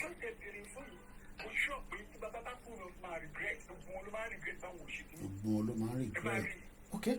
Oda. What I'm looking at is gonna 30 hour dasi or no, because we've done the first 60 minutes lórí platform under 2 hours. We can't sọ̀rọ̀ tán níjọ́ kan lọ́nà ìjà ká sọ̀rọ̀ tán Mr. Adéwálé mo kí gbogbo ẹ̀yin dáde wa. It seems now that we have not really agreed what President Tinubu might do if he returns back. Akọ̀ṣe imbalance because nobody is giving us a concrete answer pé nǹkan tí President Tinubu lè ṣe lélẹ̀ if he returns back. That for me is quite a little bit worrying. But notwithstanding, wọ́n ní ẹ máa present nǹkan tẹ́ fẹ́ síwájú àwọn tó bá jẹ́ politicians in as much as that's what we have been doing for a very long time. Mo kí bàbá wa Saliu Lasisi wọ́n ní father I am mo kí yín this year Yorùbá will win bẹ́ẹ̀ni. Let's come back to Omoakin. You have come out to say, look, Koiki, I might expect too much from President Tinubu, even if he returns back. But he still have, between now and 2027 is still, actually in April, May, June, July, August, September, October, November, December. Literally, they are campaigning right now. I don't think he can do much. But you believe that President Tinubu can still do some wonders. Before we let you go, Omoakin, President Tinubu should create some wonders between now and the end of this year. That some of us will say yes, whether he's going to use a presidential order, presidential executive order, whatever order. Because let's remember that President Tinubu has Akpabio with him, and most of the senators are now, working with him, even to bá jẹ́ pé ojú ayé gan ló ń ṣe pẹ̀lú ẹ̀. So ká lè gbá àwọn ẹlòmíràn wọlé. Yes, sir. Yes, sir. Thank you very much, sir. Actually, Koiki. Ṣé tó bá jẹ́ Tinubu tí èmi mọ̀, ayọ̀ máa dùn. Over 40 years of age now, kò ṣọmọdé náà, sir. Ṣé Okay. bẹ́ẹ̀, sir? Yeah. So tó bá jẹ́ Tinubu wa tèmi mọ̀. Bẹ́ẹ̀ni. Ẹ jẹ́ ká máa expect anything from him. Okay. Anything ní ká máa expect látọwọ́ Tinubu, sir. Okay. Torí tó bá ti sọ pé òun fẹ́ ṣe nǹkan, ó fẹ́ ṣe é ni. Okay. Ṣùgbọ́n ìgbà làwa ń bẹ̀ẹ̀bẹ̀ fún Kó má pẹ́. torí Okay. àti ní ìdí ẹ̀sìn. Wọ́n máa wò ti àwọn tí wọn ò fẹ́. Torí àwọn tí wọn ò fẹ́ yẹn ni ò fẹ́ jẹ́ kó ṣeé ṣe. Okay. Ibi àti ẹgbógun kan láti rí, a ò gbọ́dọ̀ tan ara wa mọ́ Koiki. Okay. Ọ̀gá mi sà White Lion. Mo wà pẹ̀lú yín. Èyí mọ̀ gbogbo nǹkan láti rí. Okay. Gbogbo nǹkan láti rí sà. Okay. Àwọn tí wọn ò fẹ́ kí security ààbò lè yí dúró. Àwọn ni ó jẹ́ pírọ́blẹ́mù fún wa báyìí. Okay. Torọ́pọ̀ làjẹ́ndà ti wọn. Okay. Àwọn aláṣẹ sọ pé ọmọ ìyá lájọ jẹ́. Okay. Àwọn ń jẹ́ kó lọ pé àwọn làwọn ní. Wọ́n dẹ̀ jẹ́ kó lọ wá tipẹ́tipẹ́ wọ́n ní we born to rule. Wọ́n bí àwọn láti máa darí. Ìyẹn àwọn wo ṣé àwọn àdó àgùntàn Ṣé àwọn born to rule yẹn ẹni sùúrù sà àwọn born to rule yẹn are they likely to destabilize Tinubu's government even for now or towards the second term if he comes back? Ṣé wọ́n ní power láti lè destabilize àmọ́ pọ́n ti ṣe kú? Yeah, mo ń gbọ́ yín. Wọ́n ní power yẹn gan o, but àánú la fi ń gbé kí ló dé tí kúùpù wáyé lórí Tinubu láti over 20 years ago. Okay. Kúlódéyé tẹ̀nà Tinubu ni àti experience school 2 times nínú ìjọba kan ṣo ìjọba ìgbọ́jọba yẹn lágbára díẹ̀. Oríṣiríṣi ẹ̀yà tó wà ń bẹ̀ ni wọ́n ń bẹ̀rù kò ń ṣẹni tó wà ń bẹ̀. So they are desperate for the power back. So agbára wọ́n fi gba power yẹn padà at all costs. Kò ń ṣẹni tó wà ń bẹ̀ wọ́n dẹ̀ ti decide. Okay. Okay. Agídí náà fi gbé mẹ́rin yẹn lẹ̀ gan tẹ́lẹ̀ wọn ò fẹ́ gbé lẹ̀. Wọ́n fi gbélẹ̀. Agídí ló fi gbélẹ̀. So ìgbà pé wọ́n rẹ́dì láti jẹ ojú President Tinubu.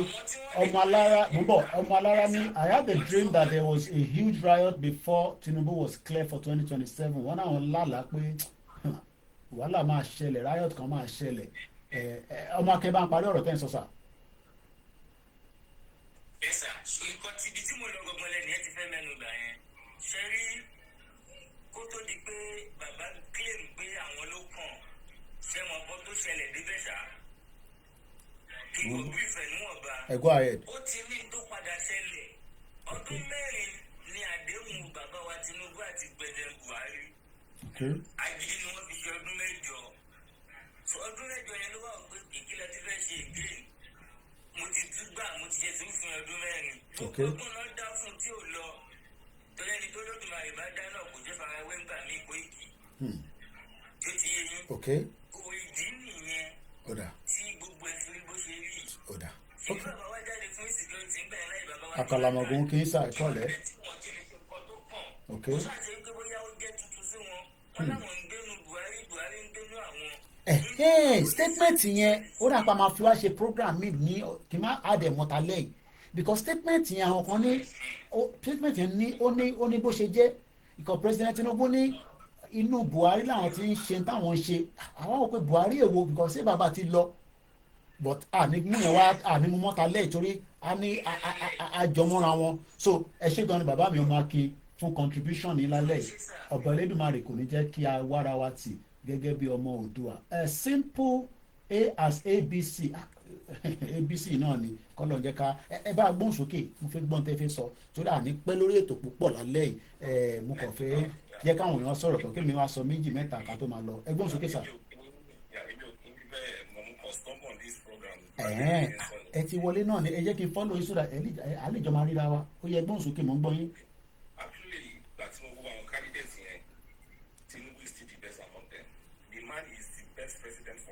Okay. Reason being that our governors are the problem. Our governor Wale Faleti àtàwọn agbófinró gbogbo àwọn asọ̀fẹ́. Ẹ̀mí tí mọ́lẹ̀ Mr. Adams máa gbóhùn sí wọlé ẹ̀rí ṣe sùúrù mo gbọ́ yín simple rahim.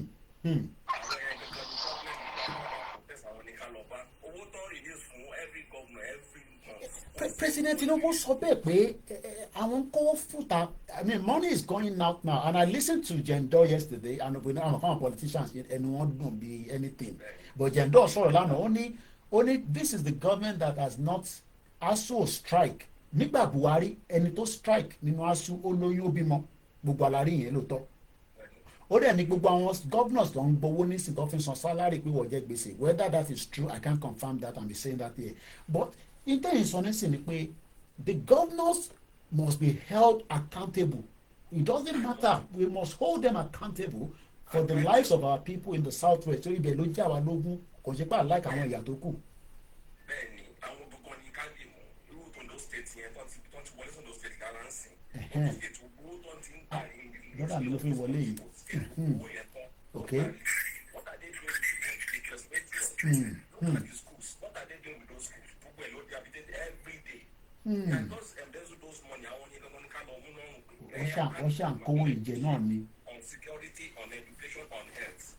We should owó náà use for every of those agencies. Kò sẹ́ni tó release their English of Nigeria. Mo rí Zulum ẹ má bẹ̀rẹ̀ pé mo cut it because when people Zulum release 1 billion fún empowerment project ọ̀nà àmọ́ ara kẹ̀kẹ́ márùwá àmọ́ ara ọ̀làdìpẹ̀ kúpẹ́ntì brother mi mo rí ẹ gbogbo ìlàrọ̀ owó ẹ lọ́wọ́ ó release 1 billion ẹ̀ máa wọ́n dà pé kí ló tó release owó yẹn tẹ́lẹ̀ ó ṣe jẹ́ nísìn homeboys ní NDDC money in Ondo state is apapin mo like statement yẹn apapin ọkàn pin ni apapin wọ́n sọ di oníjọ́ ta bá rí irin tó bá ṣubú olùkàlùkù akọ ìyọ kíni mo ń bọ̀ lọ́dọ̀ yìí tẹ́ wà lórí TikTok call kan ti hold láti bíbà látẹ̀kan Adams ẹ bá ọ mute kílẹ̀ yìí náà rí sí ọ̀rọ̀ tó wà nílẹ̀ yìí. ẹ káàbọ̀ sá. ẹ bá mute Mr. Simple Rahim ẹ bá mute ó yá à ń gbọ́ yín. Okay. So ọmọ ẹgbẹ́ la sọ ọmọ ẹgbẹ́ la máa sọ. Ní ọ̀fẹ́ bẹ̀rẹ̀ ni pé kí ni àjọṣepọ̀ tó wà láàrin gbogbo àwọn stakeholders tó wà láàrin pátápátá? Kí ni àjọṣepọ̀ tó wà láàrin gbogbo àwọn state governors? Kí ni àjọṣepọ̀ wọn? Kí ni ìfojúsùn wọn fún ilẹ̀ Yorùbá fún tẹ̀síwájú? Ẹ má bínú ṣe rántí pé àwọn state governors wà ó dà pé ní last year March wọ́n ṣe ìpàdé nípa security. Tẹ bá rántí tọ́ka Yorùbá anthem tí wọ́n á dùn tá à ń jó pé àwọn governors wa wọ́n ti gbéra lẹ̀ security yẹn máa wọ́n mọ́ ó yá mò ń gbọ́ yín sà. Lẹ́yìn ìgbà yẹn kò sí kankan mọ́ ṣé anthem ṣé item yẹn ti wá dáàbò bo àwọn yẹn wa. ṣé nípa abágan pariwo Tinubu ò lè wá ní gbogbo 36 states kò sí kan tó kàn ní pẹ̀lú gbogbo àwọn ẹ̀yà yòókù ànífẹ̀ẹ́ wọn àmọ́ ní ti south west yìí tí bàbá Tinubu gan bá ṣe sọ fún òun ní state police kan àwọn tá a ní ní gọ́ọ̀nà kí ni iṣẹ́ tiwọn kí ni ipa táwọn fẹ́ kó pẹ̀lú torí àwọn ni wọ́n gọ́ọ̀nà state mú àwọn ló yẹ kó pe lórí àwọn ló yẹ ká máa pè síta báyìí lọ́wọ́ tàwa yìí. Kí ni àjọṣepọ̀ wọn papọ̀ àti ilé tó wà lódò ni o àti ti Ògùn state ni o torí ilẹ̀ Yorùbá kan ẹ̀yin jẹ́ gómìnà bẹ̀. Kí ni àjọpé wọn papọ̀ pẹ̀lú state police ká sọ yìí?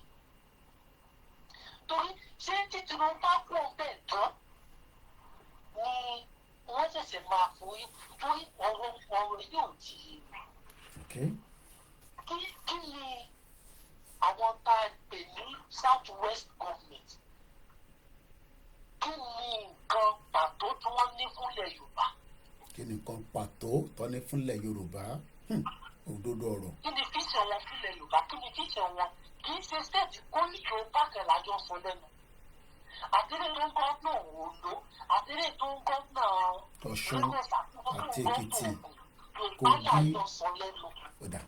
Kí ni ìtẹ̀síwájú Yorùbá láàrin gbogbo wọn tó ní wọ́n pàdé wọ́n ṣe mítìnì ohun tí ò ṣe mi nìyẹn tàbíkì lórí à ń sọ láti jọ yìí kò sí kankan wọn tó jáde.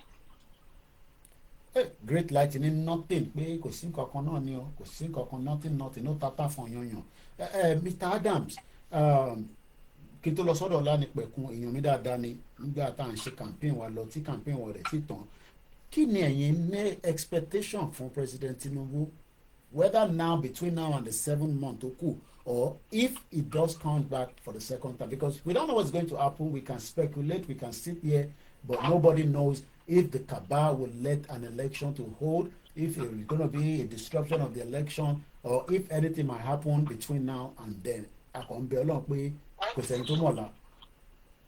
Ohun tẹ́mi máa sọ ni pé tí àbá ti ní gbogbo tó bá wà ní kàńpá pátá láti ṣe ilẹ̀ Yorùbá fún state police rẹ̀ tí wọ́n jẹ́ ní fi any politics nínú gẹ́gẹ́ bí àbùtẹ́kùn. Tọ́ọ̀nì fi kọ́kọ́ kún. Tí wọ́n ní fi kankan bọ́ nínú wọ́n gbé fún the right person wọ́n fẹ́ gbé fún kí ẹ̀ka tó máa fi sọ́wọ́. Àwọn kan tẹ̀ tí ń béèrè pé kí ló tó pẹ́ tó ń pẹ́ báyìí I receive a lot of voice note from àwọn ọ̀ya pé kí ló tó gbígbẹ́ ẹ̀ tó ń pẹ́. Ẹ ṣe gan-an. Pé polisi gbọ́dọ̀ empower wọn. Ní kíákíá kọ́ empower wọn. Ok ẹ ṣe gan-an ni aago 9 ti lù á dẹ̀ fẹ́ pẹ́ ju aago 9 náà lọ. Ọlánìpẹ̀kun plenty brother mi ṣára ti lé ó ti nẹ́tíwọ́ọ̀kì ti gbé lọ nítorí alẹ́ ṣe fìtì jẹ́ káwọn èèyàn sọ̀rọ̀ nìyẹn ó dà màṣíìnì sùúrù bí àtẹ̀bá resend request.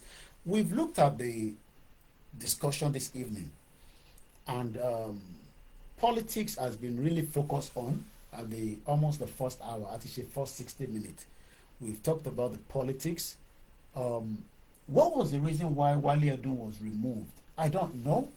I have no evidence of why, but Wale Edun has been part of the Tinubu's government at the beginning. But kí ló lè dé tí wọ́n fi yọ, Mr. Wale Edun? Maybe some of you have an answer to that.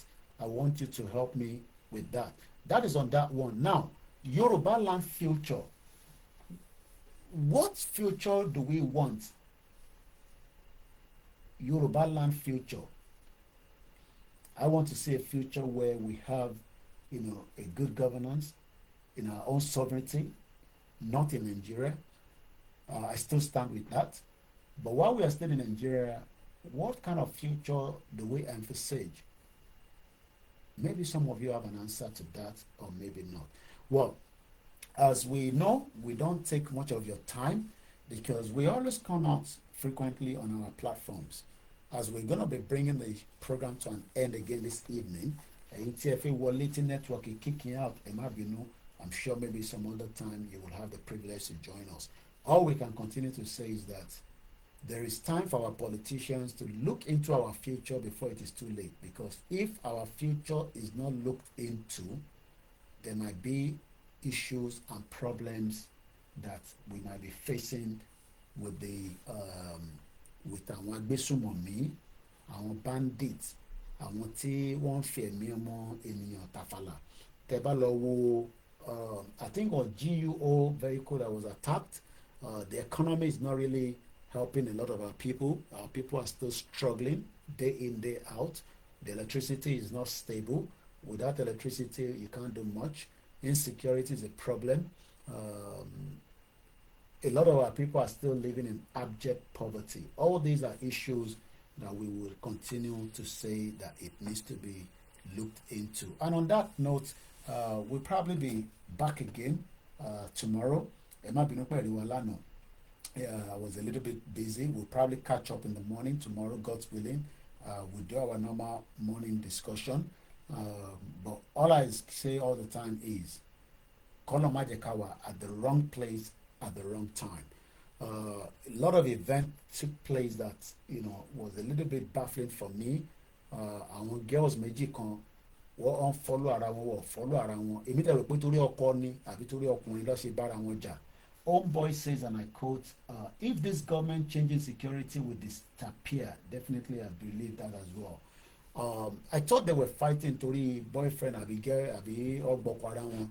Eventually, I listened carefully and I realized that they are both influencers. Ìkan wá unfollow kan. Ilé ìṣẹ̀lẹ̀ ní London níjọ́ Saturday ni mo ń sọ. Eventually, one of them lost their lives. Láti di pé kọ́ máa jà, street fight. From street fight, they end up, ká gba the last call ká tó máa lọ. So, ẹnìkan tó tún wá wà níbẹ̀ tó mú kàn ń gbé kẹ̀kẹ́ kò ní kankan ṣe pẹ̀lú ìjà tó ń jà, òun náà ti ní life change situation as we speak now. Ìyẹn lọ bẹ́ẹ̀. There was another issue or another incident that happened in Louisiana ní America. Máa yẹn pa ọmọ mẹ́jọ. Nínú mẹ́jọ yẹn, méje ní tiẹ̀ gangan nínú ẹ̀. Tóun fún ara ẹ̀ fokó ara ẹ̀ má bínú fún language yẹn tó fi nǹkan ara ẹ̀ bí. Ìkẹjọ jẹ́ tíyàwó ẹ̀ bí síta àbí tó bí fẹ́lòmíì anyway. Ó pa àwọn mẹ́jẹ̀jọ. I'm talking about àwọn ọmọ 3 years old títí dé 12. Nǹkan ṣẹlẹ̀. Kọ́lọ́njọ kó wà pẹ̀lú gbogbo wa. Ẹ bá gbóhùn sókè bàbá wa, ẹ̀yin ni the last caller ká tó parí ètò ní àṣálẹ́ yìí. Ẹ kálẹ́ sà. Mo ti try to join ní orí TikTok pé network yẹn ok. Ẹ gbóhùn sókè. Now, mo listen sí àwọn àtẹ̀jọ́ àwọn èèyàn ẹ fún ìbéèrè tí ẹ béèrè. Ibi tí èmi ti máa gbé ọ̀rọ̀ tèmi omi ti ọ̀dọ̀ bọ́dà wa tí wọ́n sọ̀rọ̀ láàbò tí wọ́n sọ̀rọ̀ nípa corruption tó kọ̀ sí ẹ̀. Ìkọ́kọ́ ni èmi tún máa dì sí fraudulent amalgamation tí wọ́n ṣe gbé wa lórí 1914 yẹn. But èmi kọ́ ni nǹkan tí à ń sọ yìí ní kọ́ ló bẹ̀rẹ̀. Starting from 1914 tí wọ́n ti gbé òyìnbó ti gbé fọ́ọ̀lù wọn tí wọ́n ti gbé wá sínú Nàìjíríà. Now, ìyẹn lọ nípa ọ̀rọ̀ àwọn gómìnà ilẹ̀ Yorùbá ọ̀pọ̀lọpọ̀ wọn nẹ́jọ́ jẹ́ nítorí gẹ́gẹ́ bí brọ́dà wa ṣe sọ yẹn ẹnìkan sọ̀rọ̀ kan fún mi lẹ́nu gọ́mẹ̀ntà yìí ó ní màá rí nǹkan tí bàbá President Tinubu tó máa ṣe lẹ́nu gọ́mẹ̀ntà yìí ó ní President Tinubu ti question many of them wọn ti pé because report ti dé Aso Rock wípé kò sí nǹkan kan tí àwọn people yẹn ṣe both minister and the governors. Ó dẹ̀ ní pé mo máa rí action tí ó máa take lẹ́nu gọ́mẹ̀ntà yìí. À ń gbà tí mo wá wo headline yẹn lénìí pé wọ́n ti sáàkì Wale Edun wá ìpínlẹ̀ US. Nǹkan ni ẹni tó bá mi sọ̀rọ̀ lẹ́nu gọ́mẹ̀ntà yìí sọ. Now, the question is that lóòótọ́ bàbá náà wọ́n lè ní tiwọn lọ́wọ́ but ohun tí ẹnìyẹn sọ lẹ́ẹ̀kan ṣé olóòótọ́ lòdùdú ṣé bàbá tó ń ṣe the whole federation yìí náà látún máa ṣe Èkìtì state, tá máa ṣe Ọ̀ṣun, tá máa ṣe Lagos, tá máa ṣe everywhere. Now we are talking about insecurity. Thank you. Many of them wọ́n fi ń cash out. Thank you so much. Now mo lè sọ boldly, ìṣe pé bóyá mo fi support sá ẹ fara yín ẹ mọ̀ mí sá, ìṣe pé bóyá ti ìbẹ̀rù. It's only my governors listed me, which is Ekiti state. Òun nìkan báyìí ni mo rí tó ń lo security vote yẹn as ó lò dáadáa. I will never lie, because in the first time tí ọ̀wọ́ bá dì ti wọ Ekiti state nígbà tí òun gba ipò lọ́wọ́ ẹni tó lọ tí wọ́n pa ọba méjì ní Ìkọ̀lé local government tó bá rántí tí àwọn fíìmù wa tẹ̀lé lọ Ìkọ̀lé ńgbà yẹn. Ó sọ àwọn ọ̀rọ̀ kan, ànínú àwọn ọ̀rọ̀ tó sọ bẹ́ẹ̀ ó dẹ̀ gúnlé, ó ṣiṣẹ́ lé lórí, ó flush wọn out. Náà lẹ́lẹ́kejì tẹ bá rántí ní December sí January wọ́n padà wọ Èkìtì láti Èkìtì local government ní Kwara ṣáìdì ìrùkú yẹn lọ́gbà wọlé sí Ìmẹ̀rọ̀, Ọ̀jẹ́, Ọ̀tún. Nígbà tí wọ́n wọlé àpáàkì yẹn lé gan, wọ́n kidnap ọmọ kan, wọ́n láti ń béèrè $1 billion àti ọ̀kadà àti mọ́tò gbogbo ẹ̀ náà ń béèrè. Gómìnà ò sí lára àdìgbà yẹn. Nígbà tí gómìnà tún máa wọlé, the next thing ó tún call every one of them wọ́n security ó yá flush gbogbo inú gbó. Sà bí mo ṣe ń bá yín sọ̀rọ̀ yìí ẹ sà wọn ò sí lẹ́kìtì for now. Okay, that's good. wọ́n lè wà ọ̀ṣun hang around you. Nọ́mà yẹn wà, but pé wọ́n pé attack ń lọ lọ́wọ́ kò sí nǹkan tó ń yọ bẹ́ẹ̀ lẹ́kìtì sà. And my question is that kí ló dé tí ayédàtiwa tí ò lè ṣe same thing ní Ondo State tó wá bẹ́ẹ̀ ni sà ẹ wo Àkúrẹ́ north sà ọ̀gá ẹ wo how many kilometres ní Àkúrẹ́ north sí government house. Boy, thank you. wọ́n ti àtàkì bẹ́ẹ̀ every day by day. Ẹ wo ká ìtí ẹ ṣe program pa ìtí wọ́n pa bọ̀bọ̀ tí wọ́n pa sí ẹnu ọ̀nà ilé yẹn lẹ́nu gọ́mẹ̀ntà yìí. Ẹ sà ṣé ó dìgbà tí just because of pé wọn kò ní àǹfààní àti contest fún second time mọ́ ó wá lo life wọn mọ́ Ondo State láti máa play politics.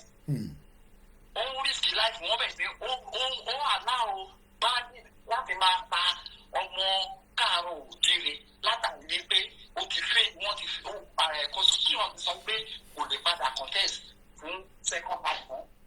Ẹ̀yẹ wá bẹ̀ pé ó máa risk life wọn. Okay, the next governor about Wale, maybe they will do better, and Ayedatiwa will probably, will have to leave. We'll leave it like that. I think we got the message. There's another breaking news coming from our staff. Ìkànnì àwọn team wa tó wà ní Òkè Ògùn. Wọ́n ka comment ẹ̀ pé àwọn bandit ti wọ ìlú àgọ́ ààrẹ ní ìjọba ìbílẹ̀ Atisbo lókè Ògùn ní alẹ́ yìí. This is a news coming from our Koikimedia reporter in that axis. Ìyàwó Felicia Gramani, things are becoming difficult. Tinubu nífẹ̀ẹ́ ogún ọdún pẹ̀lẹ́ wèrè nípa security. Ìgbà wo ni wèrè náà máa jáde báyìí pé President Tinubu ẹ ṣe kíákíá lórí ọ̀rọ̀ security tí ẹ̀ ń sọ̀rọ̀ yìí torí pé tí a bá fi ogún ọdún pẹ̀lẹ́ wèrè nípa security ìgbà wo gan ni wèrè máa jáde báyìí ààrẹ tẹ̀fẹ́ kí wèrè jáde ju pé kó bá wa secure gbogbo àwọn èèyàn wa mọ̀ pé eléyìí tí a mú wá ní àṣálẹ́ á níbi tí ó máa dé lọ́dọ̀ tí yín náà ẹ má bínú àní lè gbé ẹnì kankan wọlé mọ́ torí àsìkò ti lọ 9:10 and we are already almost 1 hour plus àdẹ̀fẹ́ kó máa pọ̀ púpọ̀ tó bá tún dọ̀la ẹ̀yẹn mú question yìí wá kí a tún jọ gbé yẹ̀wò kájọ jù síra wọn ẹ̀yin tí ẹ̀ ń béèrè pé níbo ni ọ̀rọ̀ Yorùbá nation dé báyìí gan níbo là ń lọ lórí ọ̀rọ̀ Yorùbá nation. One thing is you would have to continue to dialogue and have conversation with people, stakeholders. Whether àti bá wọn sọ tẹ́lẹ̀ o àìtí sọ tẹ́lẹ̀ o stakeholders must be some people that you will continue to have discussion with. But while we are waiting for that, we have every right to tell our people that the security of our land is very, very important. My name is OLAYOMI KOIKI. I hope the Tuesday evening has made your day. Thank you so much. Remember, Obeledumari, àmàfìṣọ́ ẹ̀ṣọ́ wa àní wà níbi tí ọba ti ń wáyàn torí pé mo wo àwọn girls méjì yẹn, mo tún fídíò yẹn wò, mo wò kí ló lè fàjà tí ìkan wọnú mọ́tò tó dẹ̀ fa mọ́tò yẹn tó fi sí gear tó dẹ̀ dáàbò ó tún reverse mọ́tò yẹn, ẹni tí mo sọ yẹn ti kú báyìí. This all happened on Saturday on the 19th. wọ́n lọ sínú club ni, aṣọ tó wọ̀ jáde, ìkànnà tó ṣe. Mo wá ń calculate girl tó pààyàn yẹn, she's about 30 years old from I think her age. Maximum tó bá tẹ̀ fún ní 15 years á jáde ní age 45, but ẹni tó kú yẹn òun náà ti lọ. Ọ̀bẹ̀lẹ́dùmarè jọ̀ọ́ ikú tó ń káàkiri tó fi pààyàn má pa wá o, má pa àwọn olólùfẹ́ mi o, gbogbo àwọn tí ó wá fi kú pa wá k'Ọ̀bẹ̀lẹ́dùmarè kó dá ikú yẹn padà lọ sọ́dọ̀ wọn, because I can't understand what happened. Níbi pọ́ ti farun wọn wọ́n ti yára wọn lẹ́kàn náà, and all of a sudden ó dẹ̀ wọnú mọ́tò. Homeboys mo kí ọ àwọn èèyàn Koikimedia gbogbo ìdẹ fún mi ní gift, kò ń ṣe pé mo mọ̀ ṣe náà ẹ̀kọ́ wọlá pé èèyàn wa náà ní Koiki ká fún ní gift. Mo dúpẹ́ lọ́wọ́ gbogbo yín ẹ̀yin gifters wà lálẹ́ yìí, ẹ̀yin tẹ́wà gift wa náà tó yẹ pé comment ni aráṣẹ́ náà ni gbogbo yín panels mi tẹ́ bá mi dá sí, mo dúpẹ́ lọ́wọ́ yín. Àwa gbà fún bàbá wa Ìgbòho Òòṣà, a gbà fún àwọn ọba wa torí àwọn ọba wa ní iṣẹ́ tó máa ṣiṣẹ́ fún wa, and we must continue to engage them. Àwọn olóṣèlú wa a lè má gbà fún gbogbo wọn tán because a mọ̀ pé rọ́pọ̀ lẹ́nu gbogbo wọn, but we have to dialogue with them, especially àwọn governors. Wọ́n náà ilẹ̀ ń gbowó tẹ̀ ṣiṣẹ́. So on that note, I'll be back again tomorrow. Remember, support Koikimedia. It is a voluntary organization. It is a voluntary donation. Mo kí Máyọ̀wá Abdulsalam, mo kí gbogbo àwọn staff mi pátápátá lẹ́ẹ̀kan sí ilẹ̀ Oòduà, àwọn Fúlàní onígbà lọ́wọ́ wa, Ìgbò onígbà lọ́wọ́ wa, Òyìnbó onígbà lọ́wọ́ wa, bọ̀káwá náà ṣe gbogbo ohun tí wọ́n fi nígbà lọ́wọ́ wa. Let's create awareness, and if you want to support us, all the links are out there all the time. Thank you all the grandmas and all our back end staff. Allow our staff to appreciate iṣẹ́. And on that note, God bless you all. My name is OLAYOMI KOIKI. I hope you enjoy the program. Till we meet again, stay out of trouble. Bye for now.